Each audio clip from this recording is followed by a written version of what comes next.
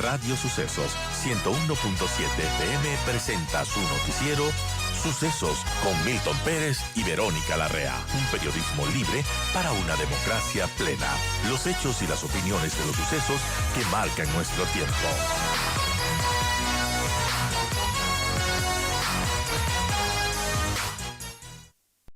Cambiamos de tema y vamos a un tema político, porque también la situación en la Asamblea es compleja, la situación de gobernabilidad para el presidente es compleja, con una reconfiguración de fuerzas en la Asamblea luego de que se eligieron a dos autoridades, a dos vicepresidencias en el legislativo. Y hay un artículo muy interesante que escribe Alfredo Espinosa Rodríguez. Él es magíster en estudios latinoamericanos, convención política y cultura, licenciado en comunicación social y analistas en temas de comunicación y política.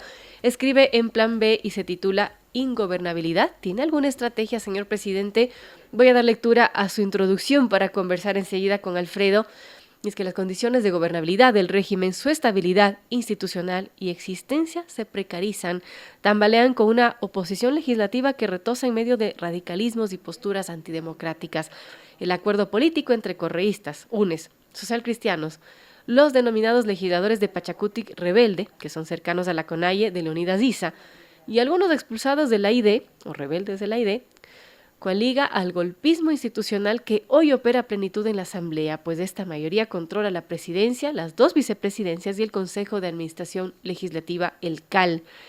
Ahí se pregunta Alfredo, ¿presidente Lasso podrá gobernar con una Asamblea hostil? El Parlamento es un espacio prácticamente perdido para el gobierno. Lo que sí tendremos será una mayor obstrucción del legislativo hacia el ejecutivo como parte del repertorio de una oposición altamente intolerante y reactiva a los proyectos del gobierno. ¿Quién pierde en este complejo escenario? Algunas personas sostendrán que Lasso y su gobierno, pero esto va más allá de un presidente y su mandato. Quienes pierden en realidad son la democracia y el país. Bien, no sigo leyendo, les invito a leer este artículo, pero vamos a conversar con Alfredo Espinosa porque de hecho el mismo gobierno, el ministro de Gobierno Francisco Jiménez ha aceptado esta situación, ha aceptado que la oposición será pues la tónica de estos 3 años que le quedan al presidente Lasso, 3 años que no es poco y que al parecer su gobierno está un poco desgastado en esta situación. Según Francisco Jiménez, los asambleístas del legislativo han agotado su bala porque, como recordamos, intentaron destituirle con 80 voluntades, no alcanzaron, pero casi destituyen al presidente. Y ahora se han reconfigurado estas fuerzas, estas nuevas mayorías que complican la gobernabilidad, pero más allá complican la democracia. ¿Qué está pasando? ¿Qué debería hacer el presidente? Lo analizamos con Alfredo Espinosa. Gracias, Alfredo, por estar con nosotros. Bienvenido. ¿Qué nos puede comentar de esto que se analiza y lo que podemos esperar nosotros, los ciudadanos ecuatorianos, que vemos cómo se reconfiguran estas fuerzas y que vemos cómo quizás hay o no estrategias, pero no resultan efectivas? A la final estamos perdiendo todos. Verónica, muy buenos días. Contigo un saludo cordial a todos y todas los radioescuchas. Sin lugar a dudas, la situación del país es sumamente complicada. Creo que lo primero que se tiene que hacer de parte del Ejecutivo es tomar decisiones. Y la toma de decisiones va más allá de utilizar ciertas figuras constitucionales como la muerte cruzada y la consulta popular a manera de retórica vacía, porque esto lo que hace es desgastar la institución que está detrás de cada uno de estos recursos. El decir una semana que se va a aplicar la muerte cruzada y otra la consulta popular y no definir la estrategia con la cual se va a implementar, no definir el marco de preguntas que se van a consultar, no definir en qué momento se va a realizar esto, realmente ha desgastado por parte del Ejecutivo el uso de estos recursos y los ha vaciado en cuanto a la esencia que contienen, ¿no? No se utilizaron en el momento adecuado. Otro tema también concomitante a este y que está en el artículo es que no se puede gobernar vía decretos de manera plana, de manera llana, ¿no es cierto? Porque existen limitaciones propias de la Constitución. El artículo 147 de la Constitución determina el marco de acción para el cual los decretos son operativos. Vía decreto no se pueden cambiar ni reformar la estructura, digamos, del Estado, no se pueden eliminar competencias, vía decreto no se pueden hacer varias cosas que el gobierno o promover leyes, ¿no es cierto?, como las que plantea el régimen, por ejemplo, la ley de inversiones o un moderno código del trabajo que es a lo que se aspira. Entonces, la situación es sumamente complicada y esto evidencia también la falta de una operación política prolija que no necesariamente implica tener a un hombre o a una mujer del maletín para, llegar a acuerdos con el legislativo, sino tratar de establecer canales de diálogo en su momento, ¿no es cierto?, con la función legislativa. Esto no se lo hizo o se lo hizo de manera deficiente y en consecuencia, pues ahora este espacio, el espacio de la Asamblea Nacional, como está en el artículo, es un espacio perdido para el gobierno. Y ahora cuando se vuelve a hablar de una posible consulta popular, ¿qué nos puede decir Alfredo? ¿Es viable una consulta popular? Quizás pensando para los próximos meses. Una consulta popular es viable en tanto que ésta sea propuesta en el momento político indicado y dependiendo de quién la proponga. Si el presidente de la República y el gobierno formulan una consulta popular en el contexto de las elecciones 2023, en donde tendrá usted cerca de 90,000, 80,000 o 90,000 candidatos, muchos de ellos de tarima y otros más que pueden ser terrineros, ¿no es cierto? Y si a eso le suma que se van a elegir, tendrá alrededor de 40, 30, 40 candidatos al Consejo de Participación Ciudadana y Control Social, usted está abriendo el espacio, ¿no es cierto?, para que se dé mucho de qué hablar sobre la consulta y la esencia misma de las preguntas, que todavía se desconoce cuáles pueden ser, ¿no es cierto?, pierda su peso y que esto se convierta más bien en un espacio para juzgar el trabajo del gobierno, para juzgar al presidente de la República con bastante visceralidad, como ha ocurrido en la historia política del Ecuador en momentos anteriores. Creo que si la consulta popular proviene desde una iniciativa ciudadana, como la formula y como la está formulando el colectivo Voces por la Democracia, tendrá mucho más peso, porque la sociedad civil cuenta no solo con la legitimidad de distintos y de múltiples sectores que han trabajado históricamente por mejorar no solo la calidad de vida de los ecuatorianos, sino ha permeado en distintas capas de la sociedad. Entonces, esto va a ser importante y sobre todo porque la consulta popular por iniciativa ciudadana no se ajusta necesariamente a los tiempos de la política partidista y electoral, Claro. lo cual la desintoxica por completo, ¿no es cierto?, de los intereses que pueden estar presentes en determinadas élites políticas del Ecuador. Tres ámbitos de acción considero que son importantes para ello.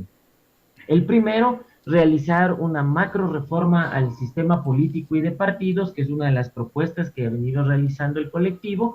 La otra, sin lugar a dudas, sumamente perentoria, tiene que ver con una macro reforma del sistema de justicia y desde luego, hay que repensar el papel del Consejo de Participación Ciudadana y Control Social para que este no se convierta o no siga siendo la cereza del pastel, ¿no es cierto?, tan apetecida por las élites políticas del Ecuador, dada su capacidad para designar autoridades de control. Esto tiene que desaparecer, esta capacidad, ¿no es cierto?, esta función que tiene este órgano operativo de la función de transparencia y, digamos, tiene que reformularse esta visión. Creo que estos tres ámbitos macro abren un abanico de temas, ¿no es cierto?, para poder hablar sobre muchos otros, ¿no? Seguridad, salud, ambiente, pero son los pilares sobre los cuales se puede mantener un escenario, ¿no?, de discusión serio sobre la institución consulta popular y cómo esta puede ayudar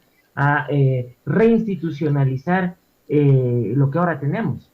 Ahora eso sería más a largo plazo, sin duda, Alfredo, pero volviendo a lo que sucede ahora en el momento inmediato, usted preguntaba al presidente si es que tiene alguna estrategia, porque la impavidez propiciaría que el correísmo y sus aliados se lleven el Palacio de Carondelet con todo el mensaje incluido, como usted apunta en su artículo. Y, por ejemplo, ahora esta nueva mayoría legislativa, a su criterio, actuaría como una aplanadora que impulsará juicios políticos contra ministros, al amparo de animadversiones personales y sesgos ideológicos. Eso sería bastante grave. Así es lo que estamos viendo, ¿no? Con el ministro del Interior y con el ministro de Defensa, y lo que vimos antes con la superintendenta de bancos.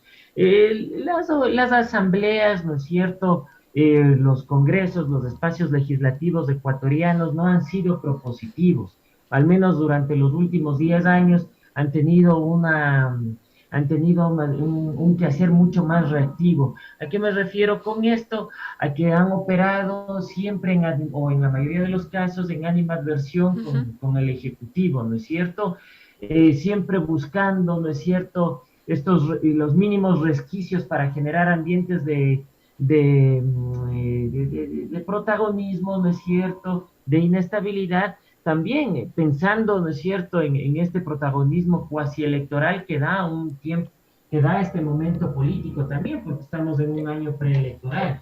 Si el Ejecutivo tiene o no una estrategia política, desde mi punto de vista, la respuesta es que no ha existido no ha existido, digamos, una estrategia política clara. Creo que esto se lo ha podido ver no solo en los últimos días, sino también a lo largo de la gestión gubernamental. Las condiciones se han pauperizado, no, son mucho peores con las cuales llegó el presidente de la República a ser gobierno, ¿no es cierto? Y creo que esta serie de inconvenientes no solo van a dificultar, ¿no es cierto?, el tratamiento de distintos proyectos de ley con la debida prolijidad técnica que debe emanar del legislativo, sino que también van a dificultar y van a crear escenarios nuevamente de convulsión social. Existen unas mesas de diálogo, ¿no es cierto?, que están operando, ¿no? Y que, desde mi punto de vista, aunque existen, digamos, avances significativos, siempre está presente la estela del chantaje en cuanto al papel que pueda tener el gobierno. Y con esto me refiero a las pretensiones de estas tres organizaciones indígenas de que se apruebe su pliego de peticiones, o si no, retornarán a las calles, y la fractura social que está dormida, que se encuentra en estado de pasividad, volverá a surgir. Y a esto ya vimos que la Asamblea le hizo el coro en su momento, y no dudo que lo vuelva a hacer en caso de que existan nuevamente movilizaciones. Entonces, el escenario es sumamente complicado. Creo que el presidente de la República y su gobierno tienen que asumirse a sí mismos como un gobierno de transición, lastimosamente uno más, ¿no es cierto? Y sentar las bases, ¿no?, para tratar de crear mejores condiciones para que la democracia sea la que, superando estas adversidades, triunfe en los siguientes años. No se había consulta popular, se había muerte cruzada, porque yo no veo otro escenario más. Incluso la propia estabilidad del gobierno se encuentra tan tambaleante que su propia existencia pende de un hilo.